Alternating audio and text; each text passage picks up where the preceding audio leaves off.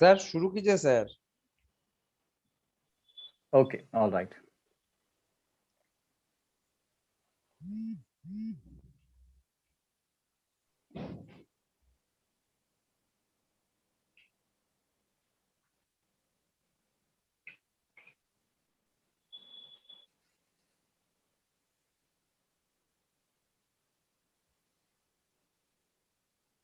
Okay.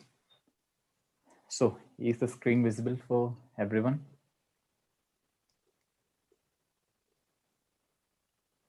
Yes, sir. Yes. Okay. So in last class, we were discussing something about the demand banking sectors and various policies. And for today's class, actually, we are just having an introduction session about the Indian polity. And moreover, in this class, we'll have the basic concept regarding Indian polity and detailed classes. In the upcoming classes, we'll be discussing detailed about each topic and the important things to be noted for them. Okay. So as an introduction section, we'll be moving these classes. Okay.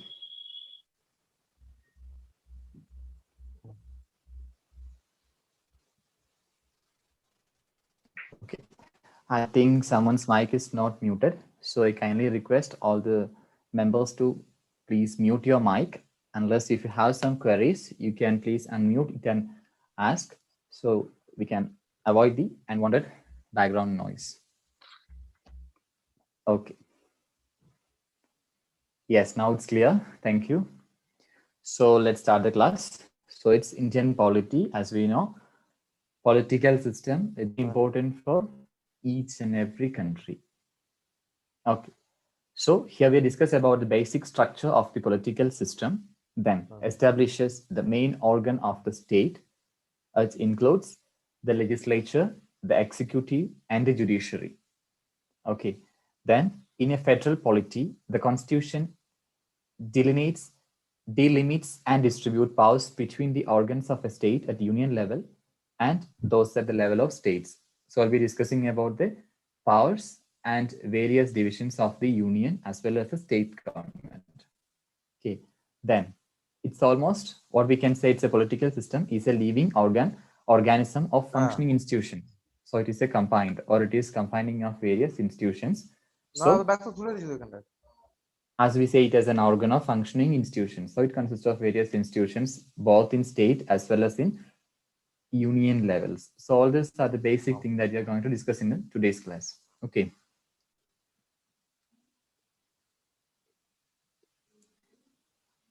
Yes. So first of all, the Constitution of India. So first, I think everyone knows about the thing that the Indian Constitution was adopted by the Constituent Assembly on 26 November 1949. It's a basic thing that we know about the Indian Constitution. Nothing more to explain about that. Then it came into full operation from. So know that on 26 November 1949, we adopted the Constituent Assembly and the full operation or the full functioning of that was on 26th January 1915. In the year of 1915, the full operation of Indian Constitution was being adopted. Okay, originally adopted with 22 parts. Then it says about the parts of Indian Constitution that the Constitution is having 22 parts, 395 articles and 8 schedules.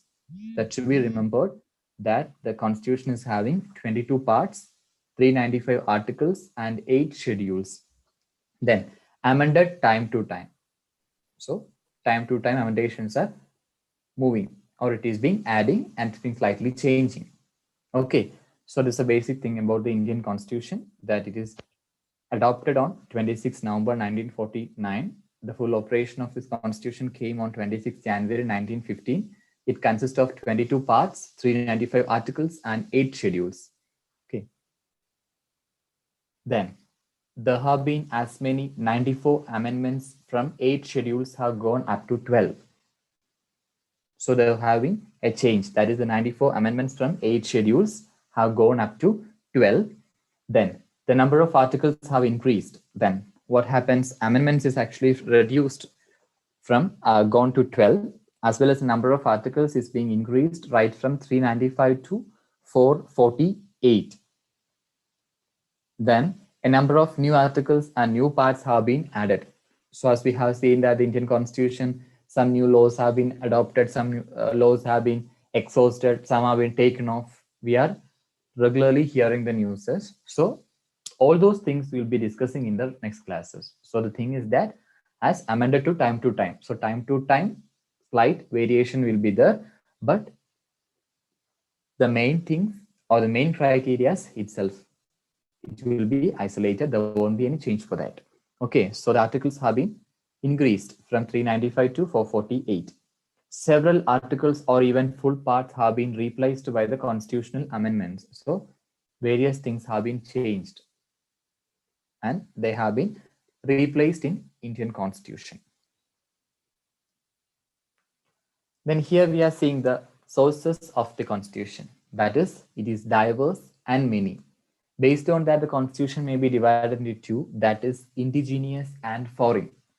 So Constitution, source of Constitution, that is diverse and many. That means it is taken from diverse source. So based on that, it's divided into two parts, that is indigenous and foreign. Then we are going to discuss about what is indigenous part and what is foreign part of the Indian Constitution. That means from the origin. Okay. That is indigenous sources, what it includes. That is evolved through various representative responsible governmental institutions. So as it is indigenous resource or the source, it explains about various governmental institutions. As we know the Constitution, it is being from state, local bodies, then governments, all the small sectors, right from the very small sectors, including panchayat, then from panchayat to state, state to nation. All those things are consolidated in the Indian Constitution. Okay, so that is, it represents the various governmental institutions. Then small doses of constitutional reforms. As we know, there are various reforms for Indian Constitution, which includes the various levels of government and various institutions present inside that. These sources can be tracked back to the beginning of the East India Company and the British rule. So when it was started, actually, these institutions and various setups. So if you want to know about the correct origin of those things, we should have to start right from the East Indian Company and right at the time of British rule. There are some things that is right from the British rule to the present. Okay. This reference to village panchayats under the directive principles was inspired by Mahatma Gandhi. So then from that, British rule, East Indian Company, then right to Mahatma Gandhi, back to Mahatma Gandhi, who fought for everything. So he imparted various village, panchayat, etc. So all these principles are correlated in the indigenous source of Indian Constitution. Okay.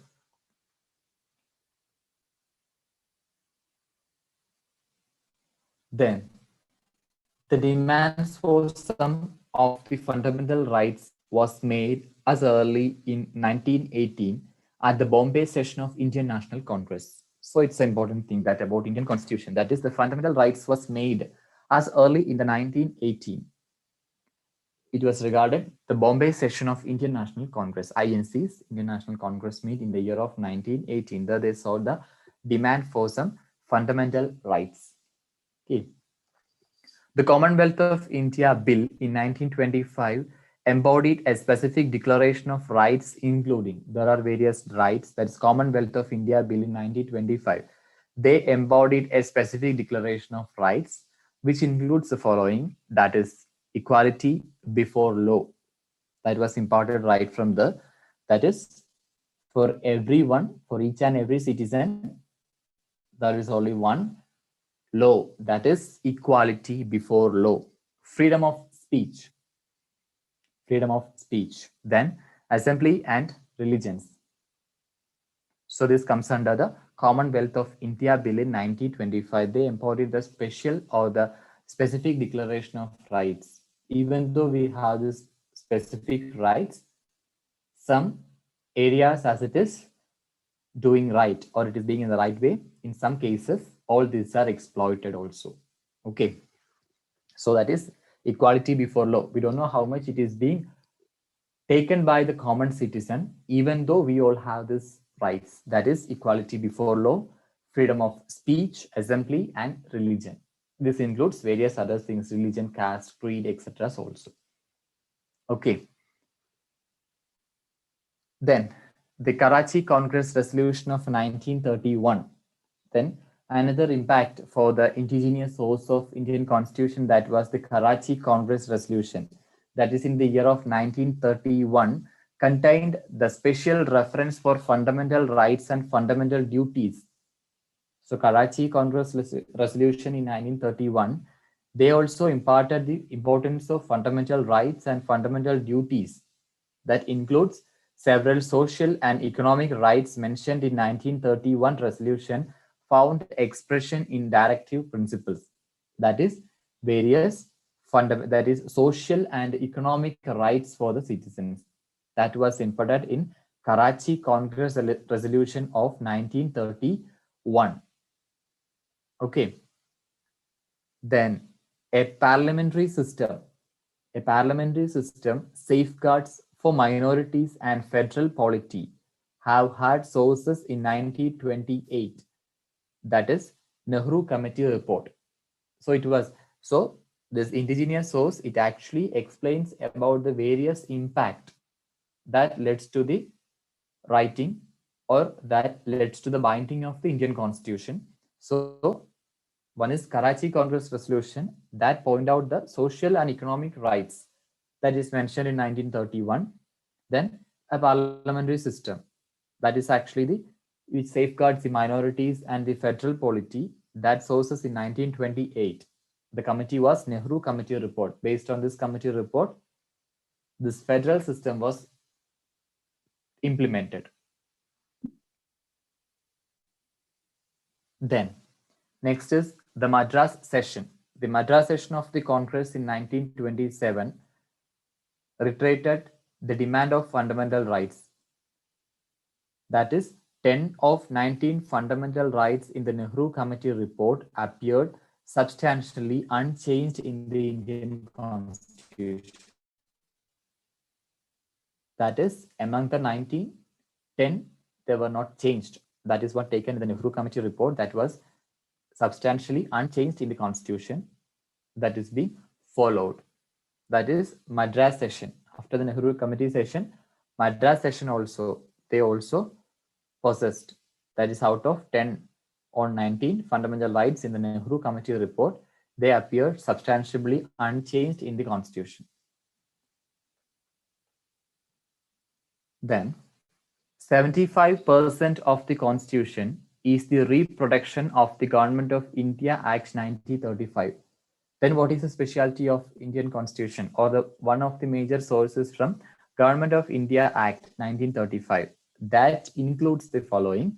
So almost the 70%, 75% of the Constitution is the reproduction of the Government of India Act 1935.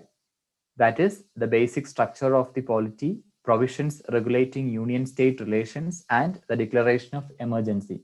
These are the main things comes under that.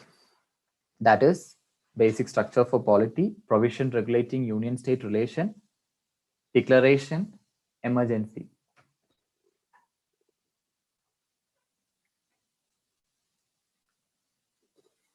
Then next is the foreign sources. So that all the things we're discussing about the indigenous source that came to or that was imported in the Indian Constitution. The next is the foreign sources. That includes the directive principle from Irish Constitution. So the foreign principle, which foreign sources that led to the formation of Indian Constitution, that is Irish Constitution. We just followed those. The parliamentary system with ministerial responsibility from the British, from Irish directive principles. Directive principles has been taken from Irish Constitution. Then the parliamentary system with ministerial responsibilities, that was from British. That was from British. Then the provision making, the president, the executive head of the state, and the supreme commander of the armed forces were from the US model. So directive principles was taken from Irish Constitution. Then parliamentary system along with the ministerial responsibility has been taken from the British Constitution. Then provision making, that is the members, president, executive heads, supreme commanders, armed forces. All these things were taken from the US model, United States model. Okay, so all these were the foreign sources. The next is vice president, the ex office chairman of the Council of States. That is from the US Bill of Rights inspired our fundamental rights. US Bill of Rights inspired our fundamental rights. That is the vice president and the ex officer chairman. Okay. The Canadian Constitution influenced, the next is the influence. That is the Canadian Constitution influenced our federal structure and provision relating to union-state relations. Canadian Constitution also influenced our federal structure, then the provision relating to union-state relations. So it is Canadian Constitution. Sometimes we have gone through various questions related to the origin or the consolidated form of Indian Constitution. Okay. Then the concurrent list of seventh schedule modeled on Australian Constitution. That is the seventh module or the seventh model schedule that was modeled from Australian Constitution. The German Reich influenced emergency provisions. That is emergency provisions. Then rights and privileges. Rights and privileges have influence on the British Constitution. That we have already discussed about the British Constitution. That is certain rights and privileges. So those were the foreign source of Indian Constitution. So there are two forms of there are two sources for Indian Constitution. First is indigenous sources, which includes various government institutions and various subdivisions. Then next is foreign sources, where we have taken or we have scheduled various things and various responsibilities based on the foreign constitutions. Okay. Next, constitutional history of India. Next, we are going to see about the constitutional history of India. That is constitutional government in ancient India. That is, what are the things to be remembered? The concept of democracy, representative institutions, limitations on arbitrary powers of the rulers, and the rule of law were not alien to India.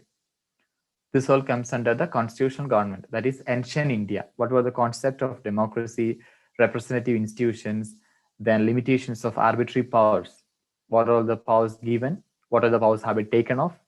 Then the rule of law were not alien to India. That is constitutional landmarks in modern India. So two things that we are going to see is that one is for ancient India and one is for modern India. Okay. Constitutional landmarks in modern India. First is Charter Act. Charter Act, that is in 1669, was an implementation of constitutional landmark that is for modern India. What was that? For the first time, the company acquired the authority to rule over a territory and its people. For the first time, company acquired the authority. What was the authority given? To rule over a territory and its people. Ruling over the territory and its people was given, and the act for the first time for the modern India, that was known as Charter Act, and that was in the year of 1669. Then second is Regulating Act of 1773. Regulating Act of 1773. It says about the British Parliament's control over the company started with this charter. That is British Parliament's control over the company started with this charter. Why? Because Charter Act was authority to rule over the territory and its people. Then next is Pitt's India Act. Pitt's, that is P-I-T-T-S, Pitt's India Act, that was in the year of 1784. That says about, that is for political matters, a board of control of 6 members was appointed. For the political matters, a board of 6 members. So the board of 6 members for political matters, that was acted or that was initiated as Pitt's India Act, that is in the year of 1784. Then another Charter Act, that is in the year of 1830. 1830, the act deprived the company of the monopoly of trade in India. Chartered Act of 1830, what happened? The act deprived the company the monopoly to trade in India. That is in the year of 1830. Then in 1833, again it was, that is the act differentiated the lawmaking meetings of Governor General in council from its executive meetings. So that enactment was happened in the year of 1833. That was also the follow-up of Chartered Act. That is in the year of 1833. Then next act was the Indian Council Act of 1909. Another landmark, that was Indian Council Act of 1909. That is, this act contained many of the reform proposals of Minito Morley. Principle of communal representation was introduced for the first time. That is, the act contained many of the reform proposal. So Minito Morley has proposed various reforms. So that was included in this Indian Council of Act 1909, and also principle of communal representation. Communal representation also was introduced first time on behalf of this Indian Council Act of 1909. Then next is the Government of India Act. It's very important. The Government of India Act, that was in the year of 1919. That is based on the Montagu-Chelmsford report. So keep in mind that the Government of India Act, it was based on the Montagu-Chelmsford report. That is, Indian Legislative Council was replaced by a bicameral legislature. What was the objective? Indian Legislative Council was replaced by a bicameral legislature. Okay. Then diarchy was introduced in 8 major provinces. So the introduction of diarchy also was in the period of the Government of India Act in year 1919. So first is, it was based on the Montagu-Chelmsford report. Then Legislative Council, it was replaced by a bicameral legislature. Then diarchy was introduced in 8 major provinces. Okay. Then next is the Act of 1858. Act of 1858 is that the act finally became the Act for the Good Government of India. That is 1858. The Act of 1858 is actually the Act for the Good Government of India. That is 1858. Then Indian Council Act of 1861.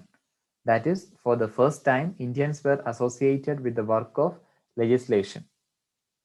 Okay, Indian Council Act, again, that was Indians were associated. Indians were associated with the work of legislation. Indians were associated with the work of legislation in the year of 1861, hence it is known as Indian Council Act. Then this Indian Council Act of 1892. What was the implementation? The entry of the elected members marked the beginning of new era in the life of council. So year by year, Indian Council Act was modified. So in 1861, what happened? That was the first time Indians were associated to work with the legislation. Indians, actually, they have got a chance to work with the legislation. Then after, that is, remember the year, that is 1861. Then right from 1892, what was the situation? The entry of the elected members, then we have the elected members. They are marked the beginning of new era. That is the life of the council. Council was started in the year of 1892 with the elected members. Yes. The next is Wavell Plan and Simla Conference. What was the impact for Wavell Plan and Simla Conference? The interim council was to be internized with the inclusion of Indian political leaders. Then this council was internized. How it is being internized? With the inclusion of Indian political leaders. With the inclusion of various Indian political leaders, this council was internized. Then the Lord Wavell conveyed a conference of Indian leaders at Simla. Then what happened? The Lord Wavell, he conveyed a conference for Indian leaders at Shimla. That is known as Simla Conference. That was for Indian leaders who had been associated with the council. Okay. Then next is the cabinet mission. What is about the cabinet mission? They rejected the League demand for a separate sovereign state of Pakistan. That was a cabinet mission. We all know about those things. They rejected the League demand for the separate sovereign state of Pakistan. Then they also rejected the Congress scheme of a loose federation. So that was the two rejections of cabinet mission. First was separate sovereign state of Pakistan. That also they were rejected. The next is that the scheme of loose federation. That also they were rejected. So that was the two rejections. Important thing that notice, cabinet mission rejected two things. Okay, that should have to keep in mind. Then next is the Simon Commission in the year of 1927. Moving the Simon Commission in the year of 1927, that was made a promise to set up a commission to inquire into the Working Act of 1919. As we have said, the Working Act of 1919, here they have given a promise to set up a commission to inquire. That is known as Simon Commission in 1927. The Government of India Act. Next is the Government of India Act, that was in the year of 1935. That envisaged a federation of all India, that separated Burma from India, and two new provinces of Orissa and Sindh were created. So, Government of India Act 1935, that envisaged a federation of all India. That came what? It separated Burma from India, and also two new provisions of Orissa and Sindh were created also. So that was in the year of 1935. Then next there was a mission, that is the Cripps mission. As cabinet mission, after 1935 there was a mission that is known as Cripps mission. What they intended is that they proposed dominant status and the right of Indians to frame a constitution. So after this Cripps mission, what happened? Indians, they have got a right of Indians to frame a constitution. Gandhiji condemned the proposal as a post-dated check. Based on this mission, Gandhiji condemned the proposal as a post-dated check. Okay, so that are things keep in mind about the Cripps mission. That is after 1935. Next is Mountbatten Plan. I think everyone knows about this, that the plan for partition. Mountbatten Plan, it was nothing but it was prepared, a plan for the partition. Hence, nowadays also we were talking about the Mountbatten Plan about partition. The next is Indian Independence Act. It came to 1947. That was indicated the territorial divisions of India into India and Pakistan. There came two divisions. That is in Indian Independence Act 1947. Indicated the territorial divisions of India into India and Pakistan. The next is Pakistan was to compromise. What Pakistan compromised? East Bengal, West Punjab, Sindh, and Sylhet district of Assam. All these were compromised. Who compromised during the territorial division of India? Pakistan compromised this region. Okay.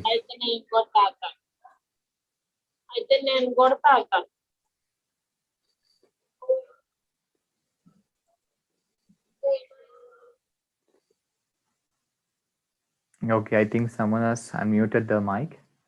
So please do kindly check that.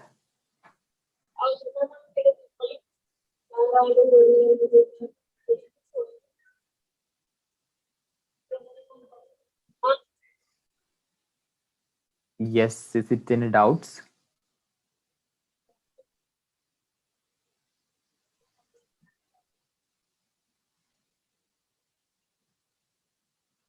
Okay. So that all were the main landmarks. That it ends with the Indian Independence Act of 1947. Okay. The territorial divisions of India and Pakistan had occurred. That Pakistan compromised East Bengal, West Punjab, Sindh, and Simla district of Assam. Okay. Then finally, the making of Indian Constitution. With regards of all these things in 1947, what is the making of Indian Constitution? Formation of the Constituent Assembly. First was the formation of Constituent Assembly. Second, the first definite reference to a Constituent Assembly for India was made by Mahatma Gandhi in 1922. It's very important. The first definite reference to a Constituent Assembly for India. The first represented or the first employed Constituent Assembly for India that was made by Mahatma Gandhi in the year of 1922. The next is Nehru Report was the first attempt by the Indians to frame a constitution for the country. That we Indians made an attempt that we need a constitution for us like other nations. Then Nehru Report, that was the first attempt. So it was the first attempt that made Indians to frame a constitution for the country. Third thing is the demand of Constituent Assembly was for the first time conceded by the British government in the August offer of 1914. That is, the British government conceded in the year of 1914. They demanded the Constituent Assembly was for the first time by the British government. It's in the year of 1914. All this were the steps in the making of Constitution. Next is the Constituent Assembly duly opened first sitting. So it is being formed and the first sitting of the Constituent Assembly on appointment day, Monday, the 9th December 1946. So in 1946, it was the first sitting of the Constituent Assembly duly opened, and that was a Monday, that is 9th Monday, December 1946. How to keep the day, date, month, year, everything. Okay. The historic objectives resolution was moved in the Constituent Assembly by Nehru on 13th December 1946. What? The historic objectives resolution. It says about the historic objective resolution that was moved in the Constitution Assembly by Nehru on 13th December 1946. Okay. Then the Constituent Assembly on 29th August 1947 appointed the drafting committee with Dr. B.R. Ambedkar as a chairman. That we all know, that's in the year of 1947. Constituent Assembly appointed the drafting committee with Dr. B.R. Ambedkar as a chairman of the Constituent Assembly. Then the Constitution was finally signed by the members of the Constituent Assembly on 24th January 1915. As we have discussed before, it came completely fully operation at the year of 1915. That is 24th January 1915. The Constitution was finally signed by the members of the Constituent Assembly. It took 2 years, 11 months, and 17 days to frame the Constitution. It is very important. How long it take to frame Indian Constitution? That was 2 years, 11 months, and 17 days. Such a long period takes to frame the Indian Constitution. Criticism of the draft Constitution not being original. Okay. That was the criticism of the draft Constitution, that is not being original. Yes, I think that was the last framing of the Constitution that we have stopped. Okay, so this was just the beginning of the Indian polity, and by the next classes we'll be discussing more topics. So what we have discussed today is very brief, and it was very absolute to the points.